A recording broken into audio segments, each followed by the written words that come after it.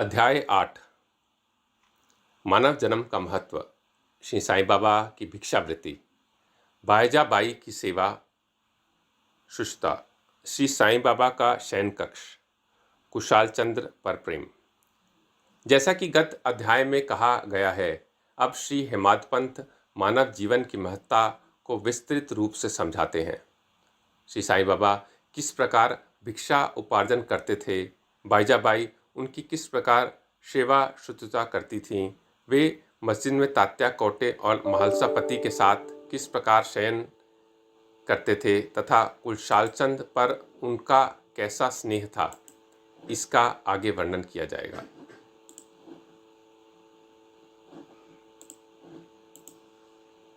मानव जन्म का महत्व। इस संसार में ईश्वर ने लाखों प्राणियों, हिंदू शास्त्र के अनुसार 84 लाख योनियों को उत्पन्न किया है, जिसमें देव, दानव, गंधर्व, जीव जंतु और मनुष्य सभी सम्मिलित हैं, जो स्वर्ग, नरक, पृथ्वी, समुद्र तथा आकाश में निवास करते हैं और भिन्न भिन्न धर्मों का पालन करते हैं।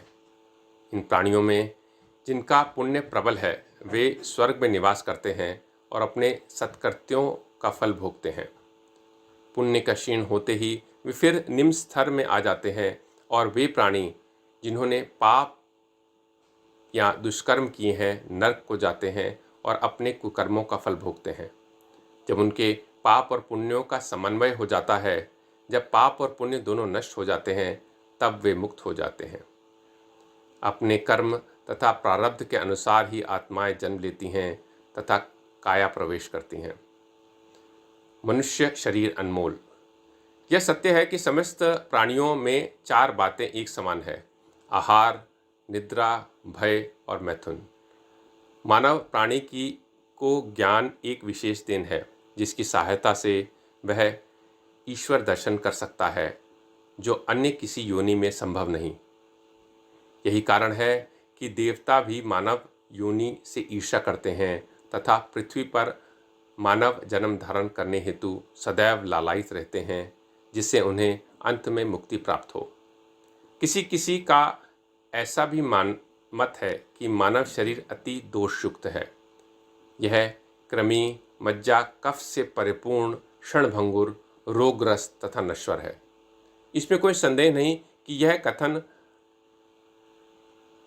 अंशतः सत्य है, परंतु इसका दोषपूर्ण होते हुए भी मानव शरीर का मूल्य अधिक है, क्योंकि ज्ञान की प्राप्ति केवल इसी योनि में संभव है।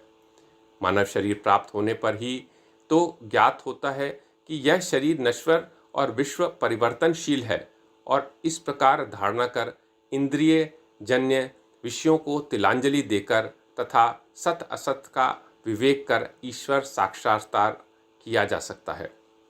इसलिए यदि हम शरीर को तुच्छ और अपवित्र समझकर उसकी अपेक्षा करें, तो हम ईश्वर के अवसर से वंचित रह जाएंगे। यदि हम उसे मूल्यवान समझकर उसका मोह करें, तो हम इंद्रिय सुखों की ओर प्रवृत्त हो जाएंगे और तब हमारा पतन भी सुनिश्चित ही है।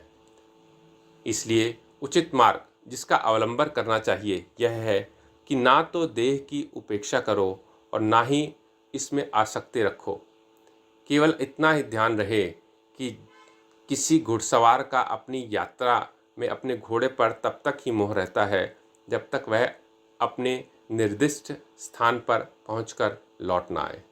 इसलिए ईश्वर दर्शन या आत्म साक्षात्कार के निमित्त शरीर को सदा ही लगाए रखना चाहिए, जो जीवन का मुख्य ध्येय है। ऐसा कहा जाता है कि अनेक प्राणियों की उत्पत्ति करने के पश्चात भी ईश्वर को संतोष नहीं हुआ। कारण यह था कि कोई भी प्राणी उसकी अलौकिक रचना और सृष्टि को समझने में सार्थक न हो सका, और इसी कारण उसने एक विशेष प्राणी अर्थात मानव जाति की उत्पत्ति की, जो उसे ज्ञान की विशेष सुविधा प्रदान की। जब ईश्वर ने देखा कि मानव उसकी लीला, अद्भुत रचनाओं तथा ज्ञान को समझने में योग्य है, तब उन्हें अति हर्ष व संतोष हुआ। भागवत स्कंद के अनुसार इसलिए मानव जन्म प्राप्त होना बड़ा सौभाग्य का सूचक है। उच्च ब्राह्मण कुल में जन्म लेना तो परम सौभाग्य का लक्षण है, परंतु श्री साईं चरणाम्बुजों में प्रीति और उनकी शरणागति प्राप्त होना इन सभी से अति श्रेष्ठ है। मानव का प्रत्न। इस संसार में मानव जन्म अति दुर्लभ है। हर मनुष्य की मृत्यु तो निश्चित ही है और वह किसी भी क्षण उसका आलिंगन कर सकती है। ऐसी धारणा कर हमें अपने ध्येय की प्राप्ति में सदैव तत्पर रहना चाहिए।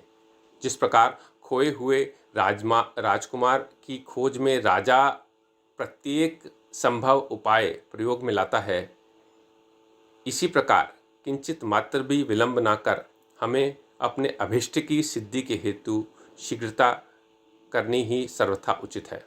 अतः पूर्ण लगन और उत्सुकतापूर्वक अपने ध्येय, आलस्य और निद्रा को त्याग कर हमें ईश्वर का सर्वदा ध्यान करना चाहिए। यदि हम ऐसा ना कर सके तो हमें पशुओं के स्थिर पर ही अपने को समझना चाहिए। कैसे प्रवृत्त होना? अधिक सफलतापूर्वक और साक्षात्कार को सुलभतापूर्वक प्राप्त करने का एकमात्र उपाय है किसी योग्य संत या सद्गुरु के चरणों की शीतल छाया में आश्रय लेना, जिसे कि ईश्वर साक्षात्कार हो चुका है।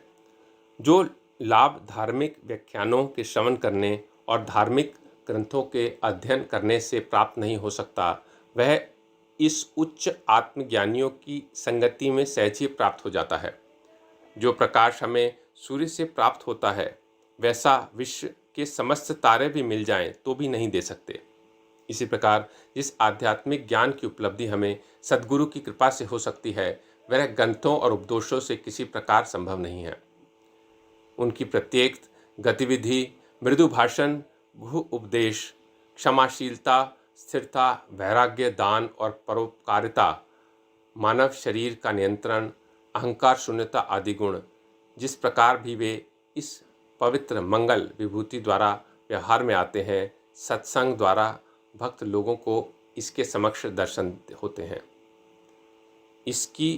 इससे मस्तिष्क में जागृति तथा उत्तरोत्तर आध्यात्मिक उन्नति होती है।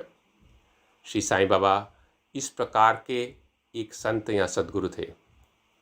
यद्यपि वे बाह्य रूप से एक फकीर का अभिनय करते थे, परंतु वे सदैव आत्मलीन रहते थे। वे समस्त प्राणियों से प्रेम करते और उनमें भागवत दर्शन का अनुभव करते थे। सुखों का उनको कोई आकर्षण न था और ना वे विपत्तियों से विचलित होते थे। उनके लिए अमीर और फकीर दोनों ही एक समान थे। उनकी केवल कृपा से भिखारी भी राजा बन सकते थे। वे शिरडी के द्वार द्वार घूमकर भिक्षा उपार्जन किया करते थे। यह कार्य वे इस प्रकार करते थे। बाबा की भिक्षावृत्ति। शिरडीवासियों के भाग्य की कौन कल्पना कर सकता है कि जिसके द्वार पर परब्रह्म भिक्षुक के रूप में खड़े रहकर पुकार करते थे, ओ माई, एक रोटी का टुकड़ा मिलेगा, और उसे प्राप्त करने के लिए अपना हाथ फैलाते थे। एक हाथ में वे सदैव टमरेल लिए रहते तथा दूसरे में एक झोली। कुछ घरों में तो वे प्रतिदिन ही जाते और किसी किसी के द्वार पर केवल फेरी ही लगाते थे। वे साग, दूध या छाछ आदि पदार्थ तो टिनपाट में लेते तथा भात व रोटी आदि अन्य सूखी वस्तुएं झोली में डाल लेते थे। बाबा की जिह्वा को कोई स्वाद रुचि न थी, क्योंकि उन्होंने उसे अपने वश में कर लिया था। इसलिए वे भिन्न भिन्न वस्तुओं के स्वाद की चिंता क्यों करते। जो कुछ भी भिक्षा में उन्हें मिल जाता, वे उसे ही मिश्रित कर संतोषपूर्वक ग्रहण करते थे। अमुक पदार्थ स्वादिष्ट है या नहीं, बाबा ने इस ओर कभी ध्यान ही नहीं दिया, मानो उनकी जिह्वा में स्वाद बोध ही ना हो। वे केवल मध्याह्न तक ही भिक्षा उपार्जन करते। यह कार्य बहुत अनियमित था। किसी दिन तो वे छोटी सी फेरी ही लगाते तथा किसी दिन 12 बजे तक। वे एकत्रित भोजन एक कुंडी में डाल देते, जहाँ कुत्ते, बिल्लियाँ, कौवे आदि स्वतंत्रतापूर्वक भोजन करते थे। बाबा ने उन्हें कभी नहीं भगाया। एक स्त्री भी जो मस्जिद में झाड़ू लगाया करती थी, रोटी के 10-12 टुकड़े उठाकर अपने घर ले जाती थी, परंतु किसी ने कभी उसे नहीं रोका। जिन्होंने स्वप्न में भी बिल्लियों और कुत्तों को कभी दुत्कार कर नहीं भगाया, वे भला निसहाय गरीबों को रोटी के कुछ टुकड़ों को उठाने से क्यों कर रोकते। ऐसे महान पुरुष का जीवन धन्य है। शिरडीवासी तो पहले पहल उन्हें केवल एक पागल ही समझते थे और वे शिरडी में इसी नाम से व्याख्यात भी हो गए थे। जो भिक्षा के कुछ टुकड़ों पर निर्वाह करता है, भला उसका कोई आदर कैसे करता। परंतु ये तो उदार हृदय, त्यागी और धर्मात्मा थे। यद्यपि वे बाहर से चंचल और अशांत प्रतीत होते थे, परंतु अंतःकरण से दृढ़ और गंभीर थे। उनका मार्ग गहन तथा गूढ़ था, फिर भी ग्राम में कुछ ऐसे श्रद्धावान और सौभाग्यशाली व्यक्ति थे जिन्होंने उन्हें पहचान कर एक महान पुरुष माना। ऐसी ही एक घटना नीचे दी जाती है। बाईजाबाई की सेवा। तात्या कोटे की माता, जिनका नाम बाईजाबाई था, दोपहर के समय एक टोकरी में रोटी और साग लेकर जंगल को जाया करती थी। वे जंगल में कोसों दूर जाती और बाबा को ढूंढकर उनके चरण पकड़ती थी। बाबा तो शांत और ध्यानमग्न बैठे रहते थे। वे एक पत्तल बिछाकर उस पर सब प्रकार के व्यंजनादि जैसे रोटी, साग आदि परोसती और बाबा से भोजन कर लेने के लिए आग्रह करती थी। उनकी सेवा तथा श्रद्धा की रीति बड़ी ही विलक्षण थी। प्रतिदिन दोपहर को जंगल में बाबा को ढूंढना और भोजन के लिए आग्रह करना। उनकी सेवा और उपासना की स्मृति बाबा को अपने अंतिम क्षणों तक बनी रही। उनकी सेवा का ध्यान कर बाबा ने उनके पुत्र को बहुत लाभ पहुंचाया। माँ और बेटे दोनों की ही फकीर पर दृढ़ निष्ठा थी। उन्होंने बाबा को सदैव ईश्वर के समान ही पूजा। बाबा उनसे कभी कभी कहा करते थे कि फकीरी ही सच्ची अमीरी है, उसका कोई अंत नहीं। जिसे अमीरी के नाम से पुकार जाता है, वह शीघ्र ही लुप्त हो जाने वाली है। कुछ वर्षों के बाद बाबा ने जंगल में विचरना त्याग दिया। वे गांव में ही रहने और मस्जिद में ही भोजन करने लगे। इस कारण बाईजाबाई को भी उन्हें जंगल में ढूंढने का कष्ट से छुटकारा मिल गया। तीनों का शयन कक्ष। वे संत पुरुष धन्य हैं जिनके हृदय में भगवान वासुदेव सदैव वास करते हैं। वे भक्त भी भाग्यशाली हैं जिन्हें उनका सानिध्य प्राप्त होता है। ऐसे ही दो भाग्यशाली भक्त थे, तात्या कोटे पाटिल और भगत मालसापति। दोनों ने बाबा के सानिध्य का सदैव पूर्ण लाभ उठाया। बाबा दोनों पर एक समान ही प्रेम करते थे। ये तीनों महानुभाव मस्जिद में अपने सिर पूर्व, पश्चिम तथा उत्तर की ओर रखते और केंद्र में एक दूसरे से पैर मिलाकर शयन किया करते थे। बिस्तर में लेटे लेटे ही वे आधी रात तक प्रेम पूर्वक वार्तालाप और इधर उधर की चर्चाएं किया करते थे। यदि किसी को भी निद्रा आने लगी तो दूसरा उसे जगा देता था। यदि तात्या खर्राटेने लगता तो बाबा शीघ्र ही उठकर उसे हिलाते और सिर पकड़कर जोर से दबाते थे। यदि कहीं वह महालसापति हुए तो उन्हें भी अपनी ओर खींचते और पैरों पर धक्का देकर पीठ थपथपाते थे। इस प्रकार तात्या ने 14 वर्ष तक अपने माता पिता के गृह को छोड़कर बाबा के प्रेमवश मस्जिद में ही निवास किया। कैसे सुहाने दिन थे वे, उनकी क्या कभी विस्मृति हो सकती है। उस प्रेम का क्या कहना, बाबा के कृपा का मूल्य कैसे आंका जा सकता है। पिता की मृत्यु के पश्चात तात्या पर घर बार की जिम्मेवारी आ पड़ी, इसलिए वे अपने घर जाकर रहने लगे। राहता निवासी कुशाल चंद। शिरडी के गणपत तात्या कोटे को बाबा बहुत ही चाहते थे। वे राहता के मारवाड़ी सेठ श्री चंद्रबान को भी बहुत प्यार करते थे। सेठ जी का देहांत होने के उपरांत बाबा उनके भतीजे कुशाल चंद को भी अधिक प्रेम करते थे। वे उनके कल्याण की दिन रात फिक्र किया करते थे। कभी बैलगाड़ी में तो कभी तांगे में वे अपने अंतरंग भक्त मित्रों के साथ राहता को जाया करते थे। ग्रामवासी बाबा के गांव के फाटक पर आते ही उनका अपूर्व स्वागत करते और उन्हें प्रणाम कर बड़ी धूमधाम से गांव में ले जाते थे।